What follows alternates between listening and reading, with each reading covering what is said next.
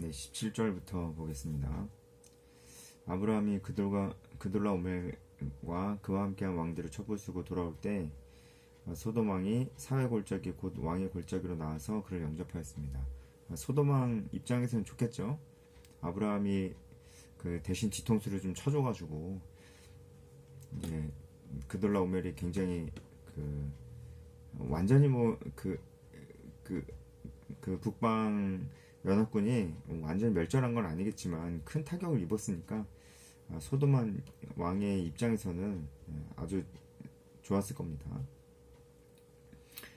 그래서 아주 반갑게 아브라함을 맞아준 것입니다. 아브라함은 이때까지는 아마도 이제 갈 곳 없는 이방인이고 그 마므레 상수리 숲에서 겨우 이제 어떻게 보면 이제 그 얹혀 살고 있는 그런 처지였을지 모릅니다. 하지만 이 싸움으로 인해서 아마 적어도 이 그 가나안 땅 전역에 그의 이름을 알릴 수 있는 그런 계기가 됐을 겁니다. 하지만 우리가 쭉 보다 보면 알겠지만 아브라함은 거기에 대해서는 관심이 없습니다. 아브라함이 전쟁을 이긴 아브라함이 어떤 마음가짐을 가지고 있는지 이 말씀이 너무나 잘 보여주는데요. 어쨌든 소돔 왕이 나와서 아브라함을 영접합니다. 이 사회 골짜기가 어딘지 정확히 알 수는 없지만 아마도 예루살렘 근처 흰놈의 골짜기라고 좀 보고 있더라고요.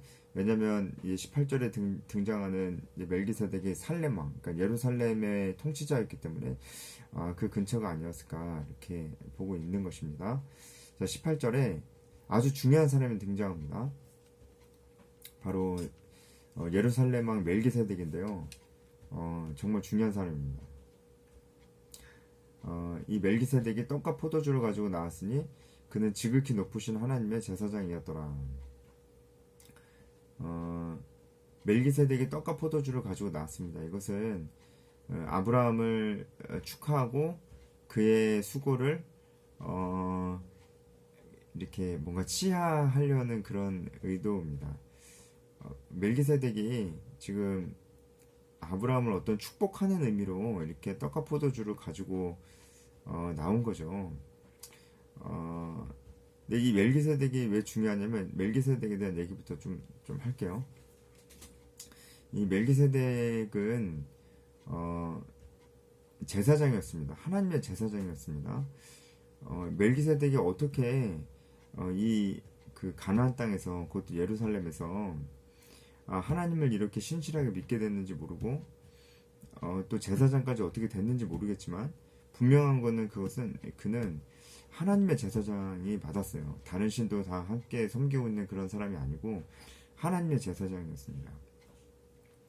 갑자기 등장한 가나안 땅에 있는 하나님의 제사장이었습니다. 그리고 이제 그 얘기는 그 하나님께 제사를 드렸다는 것이고 또 제사장이 있다는 것이죠. 지금은 모세 이전의 시대이기 때문에 율법도 아직 없고 성문화된 율법이 없고 이런 제사법 같은 것도 없는데 이 제사장이 있는 거예요. 이 멜기세덱이 왜 중요하냐면 히브리서에서는 이 멜기세덱이 예수 그리스도를 예표한다고 이렇게 나와 있습니다. 히브리서 5장과 7장에 이 멜기세덱의 이야기가 나와 있습니다. 멜기세덱은 그리스도를 예표하는 사람입니다. 그러니까 멜기세덱은 실존 인물이에요. 실제 아브라함의 시대 때 예루살렘의 통치자였어요. 하지만 멜기세덱은 성경에서 그리스도를 예표하는 그리스도가 나중에 오실 텐데 이런 모습일 거다라는 것을 보여주는 그런 역할을 하는 사람입니다. 멜기세덱이 어떻게 그리스도를 예표하고 있는지 세 가지만 제가 말씀을 드릴게요. 이런 것들은 좀 잘 알아두시면 좋습니다. 멜기세덱이 그리스도를 예표하고 있는 첫 번째 이유는 멜기세덱의 직분 때문에 그렇습니다. 멜기세덱은 일단은 예루살렘의 통치자, 예루살렘의 왕이었어요. 살렘 왕이라고 되어 있잖아요. 왕이었어요. 그리고 동시에 제사장이었어요. 왕이면서 동시에 제사장이었어요. 이것은 후에 모세 이후에 세워질 이 제사장들, 정식으로 임명되는 그 제사장들과는 다릅니다. 제사장은 레위인들 안에서도 이제 아론의 자손들만 제사장이 될 수 있었는데 제사장들은 왕이 될 수는 없었거든요. 왕과 제사장의 직분을 동시에 가질 수는 없었습니다. 그런데 왕과 제사장의 직분을 동시에 가지신 분이 있으니 그분이 바로 예수 그리스도시라는 거죠. 예수님께서는 이 세상의 왕으로 그리고 제사장으로 중보자로 오셨습니다. 근데 이 멜기세덱은 왕이었고 또 제사장이었습니다. 그런 의미에서 멜기세덱이 예수님이 어떤 분이신지를 미리 예고편 보여주듯이 보여주는 그런 인물이다라는 것을 알 수 있는 거죠. 그러니까 멜기세덱이 예수 그리스도를 예표하는 것이라는 첫 번째 이유가 그가 왕이었고 제사장이었다라는 것이고요. 두 번째는 레위 자손이 있기 전에 있었던 제사장이라는 거잖아요. 그죠? 레위는 아직 태어나지도 않았어요. 그런데 멜기세덱은 이미 하나님의 제사장이었어요. 이걸 봐도 이 멜기세덱은 그 처음이 언제인지 그리고 그 끝이 언제인지 알지 못하는 하나님의 제사장이었어요. 예, 이런 부분이 예수님과 닮았다는 겁니다. 예수님도 언제 시작해서 언제 끝나는지 모를 영원한 하나님의 제사장, 우리와 하나님 사이를 중보해주는 영원한 하나님의 제사장이라는 측면에서 이 멜기세덱이 그리스도를 예표하고 있는 것이다. 예, 그렇게 볼 수가 있고요. 네, 그렇게 두 가지가 이 멜기세덱이 예수 그리스도를 예표하고 있는 그런 증거다 이렇게 볼 수 있습니다. 멜기세덱은 중요한 인물입니다.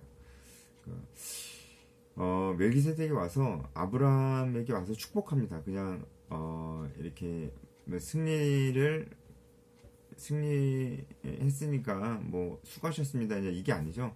진짜 제사장으로서 뭔가 이게 아브라함을 축복해주고 있는 거예요.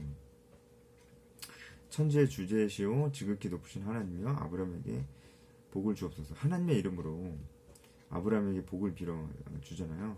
이것은 뭔가 분명히 권위가 있는 모습입니다. 제사장으로서 왕으로서 권위가 있는 그런 모습입니다. 이게 마치 하나님께서 지금 멜기세덱을 통해서 아브라함에게 이런 그 축복의 말씀을 해주시는 것과 거의 같죠, 그죠? 그런 의미에서도 멜기세덱은 참으로 하나님의 제사장이었다라는 것을 알 수가 있어요. 너희 대적을 내 손에 붙이신 지극히 높으신 하나님을 찬송할지로다 하매 아브라함이 그 얻은 것에서 10분의 1을 멜기세덱에게 주었다. 아브라함이 11조를 주었습니다. 이게 성경에서 나오는 첫 번째 11조 이야기인데요. 이 11조가 그러니까 모세의 율법 이전에 원래 있었다는 거죠. 그렇죠?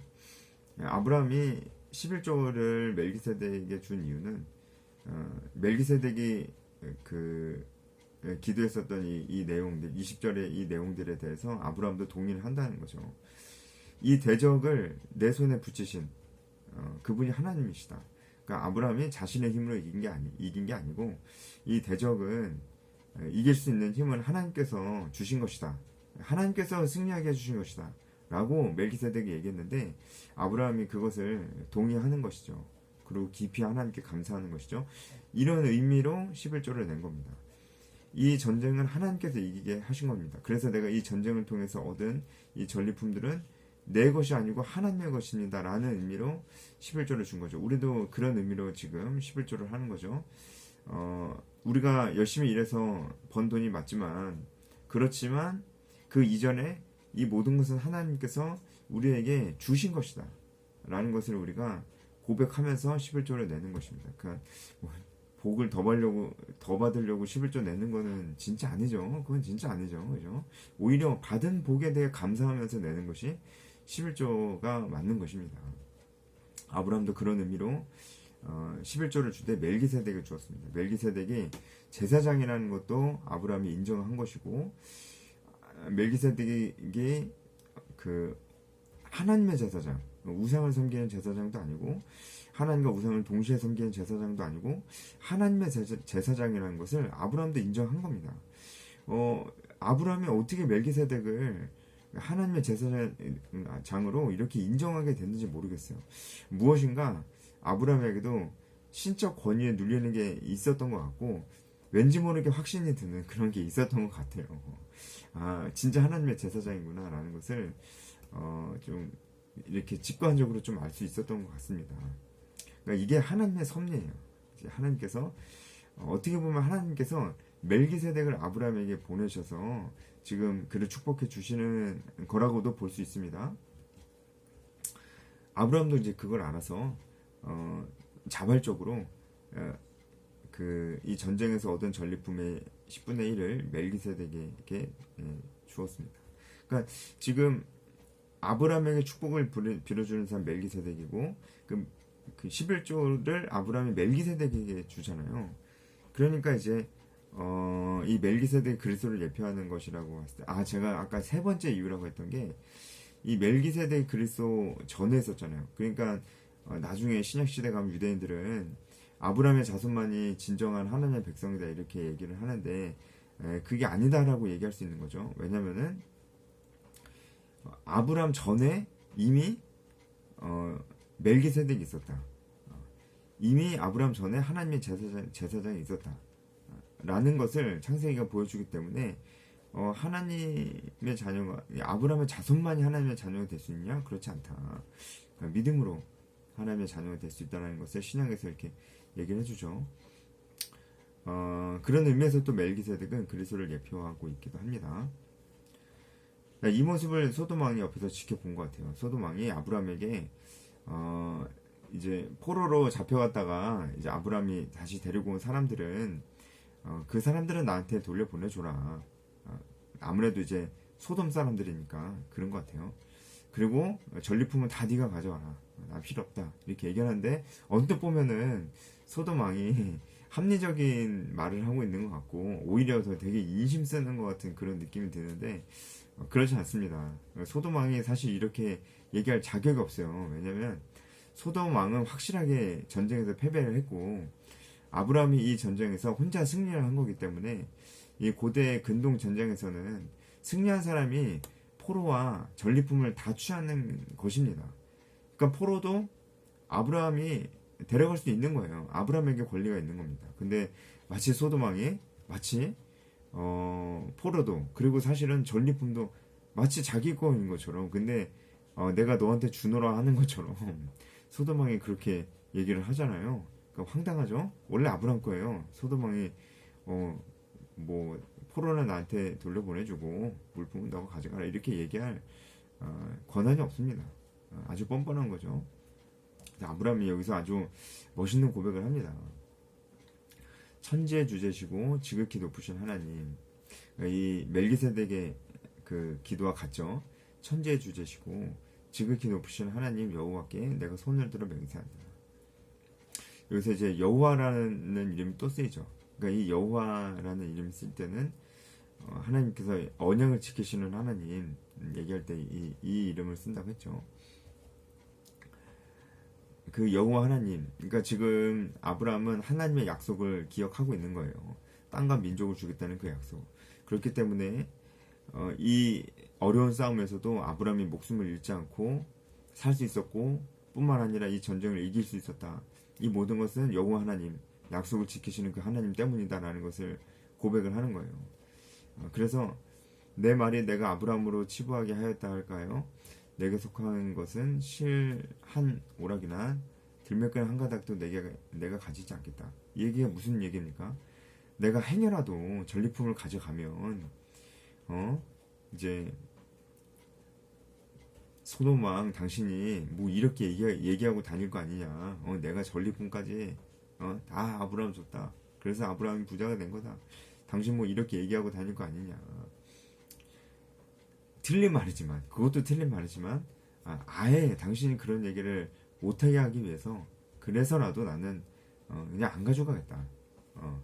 왜냐면은 내가 분명하게 하고 싶은 게 있는데 당신도 잘 알아둬라. 왜냐면 이 전쟁은 하나님께서 지극히 높으신 천지의 주제이신 하나님께서 이기게 하신 것이고 내가 부자가 된다면 그 모든 것도 다 하나님께서 나에게 주신 것이다. 행여라도 오해하지 않도록 이 분명한 사실을 오해하지 않도록 하기 위해서 나는 전리품을 가져가지 않겠다. 이렇게 얘기를 하는 겁니다. 하지만 이제 이 전쟁에 참여한 젊은이들과 그리고 이제 마므레 아브람을 이렇게 잘 영접하고 받아주고 그 자기 땅에서 살게 해준 이 마므레의 분깃을 제어할 것이다 이렇게 얘기를 하는데 이것은 정말 마땅한 겁니다. 어떻게 보면 아브라함이 자신만큼 여호와 하나님에 대한 신앙이 없을 수도 있는 사람들, 곧 전쟁에 참여한 젊은이들과 그리고 이방 사람인 마므레에 대해서는 그들이 받을 수 있는, 당연히 받아야 되는 거예요. 이거는 그죠? 당연히 받아야 되는 그 전리품을 요구를 했습니다. 이것도 아브라함이 자기 자신뿐만이 아니고 믿음이 좀 연약할 수도 있는 사람들을 배려하고 있다는 거예요. 자, 우리가 지금 아브라함 이야기를 계속 보고 있잖아요. 아브라함의 믿음의 성장기를 우리가 계속 보고 있습니다.